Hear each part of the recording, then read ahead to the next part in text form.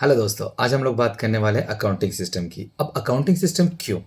Guys, कोई भी particular person जब अपना बिजनेस सेटअप करता है तो बिजनेस स्टार्ट करते समय बिजनेस स्टार्ट करने के बाद में एक पर्टिकुलर टाइम ड्यूरेशंस के बाद, जैसे लाइक अबाउट फाइनेंशियल ईयर की बात करें या एक ईयर्स की बात करें, एक साल के बाद में पर्टिकुलर पर्सन क्या चाहता है, उसके बिजनेस में होने वाले प्रॉफिट या लॉस को आइडेंटिफाई करना चाहता है। ठीक है।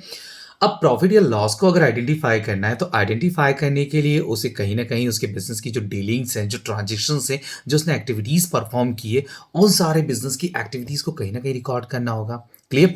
तो बिजनेस की हर एक एक्टिविटीज को रिकॉर्ड रखने के लिए जिस सिस्टम को यहाँ पर मैं यूज किया जाता है, उसी सिस्टम को यहाँ पर हम लोग अकाउंटिंग सिस्टम कहते हैं। क्लियर? बेसिकली अगर देखा जाए तो सिस्टम्स के अकॉर्डिंगली यहाँ पर बात की जाए अकाउंटिंग की, तो अकाउंटिंग को रिकॉर्ड करने के लिए नॉमिनल छोटे-मोटे जो बिज़नेसमैन होते हैं या व्यापारी होते हैं, शॉपकीपर्स होते हैं, वो बेसिकली क्या करते हैं, अपने ट्रांज़ैक्शंस को रिकॉर्ड करने के लिए सारे केस में ट्रांज़ैक्शंस करते हैं। तो केस में ट्रांज़ैक्शंस करने के साथ-साथ क्या होता है कि वो सिर्फ़ कैश बुक रख कर के सारे ट्रांज़ैक्शन, सारे डील मेंटेन कर सकते हैं। बट किस पर्सन से कर रहे हैं, उसके साथ में केस के साथ में पर्सनल अकाउंट भी यूज़ कर सकते हैं। बट मैक्सिमम कंडीशंस में ये अकाउंटिंग स्टैंडर्ड के अकॉर्डिंगली अगर देखा जाए तो यहाँ पर अकाउंटिंग स्टैंडर्ड के जो हमारे जो 3 रूल्स हैं, basically personal account, real account and nominal account, ठीक है, इनको ध्यान में रख करके सारे जो ट्रांजेक्शन्स किए जाते हैं, तो उन सारे ट्रांजेक्शन्स के बिहाफ पर सिस्टमेटिकली बुक्स और हमारी मेंटेन हम लोग कर सकते हैं। क्लियर? नाउ, तो इसके बाद अगर हम लोग किसी न किसी बुक्स को मेंटेन करने के लिए या फिर हमारे बिजनेस की जितनी एक्टिविटीज है, जितने ट्रांजेक्शन्स हैं, उसको सिस्टमेटिकली रिकॉर्ड करने के लिए जिस सिस्टम को यूज करते हैं, वही सिस्टम हमारा यहाँ पर कहलाता है accounting system. Clear? So guys, basically accounting system की अगर बात की जाए तो अकाउंटिंग सिस्टम को हम लोग यहाँ पर 2 कैटेगरीज में डिवाइड कर सकते हैं। ठीक है। सबसे पहला आप लोगों का जो है वो आएगा आप लोगों का सिंगल एंट्री सिस्टम, और नंबर 2 आप लोगों का आएगा डबल एंट्री सिस्टम। क्लियर? अब सिंगल एंट्री सिस्टम क्या होता है?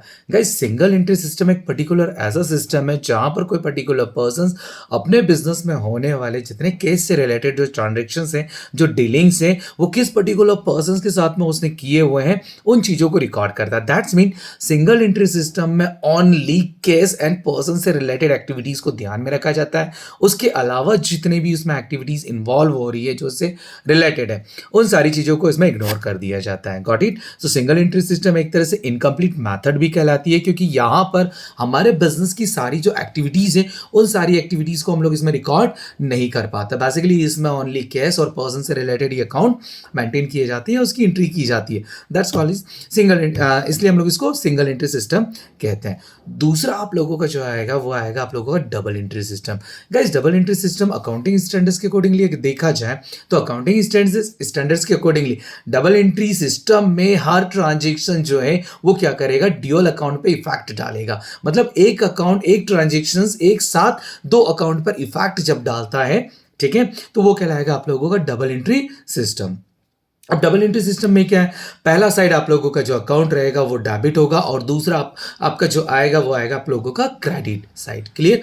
तो इस टाइप से डेबिट और क्रेडिट एक साथ जब 2 अकाउंट पर इफेक्ट डालता है, उसे हम लोग कहेंगे यहाँ पर double entry system. Guys, double entry systems को समझने के लिए यहाँ पर बेसिकली 2 तरीके से इसको डिवाइड किया गया है।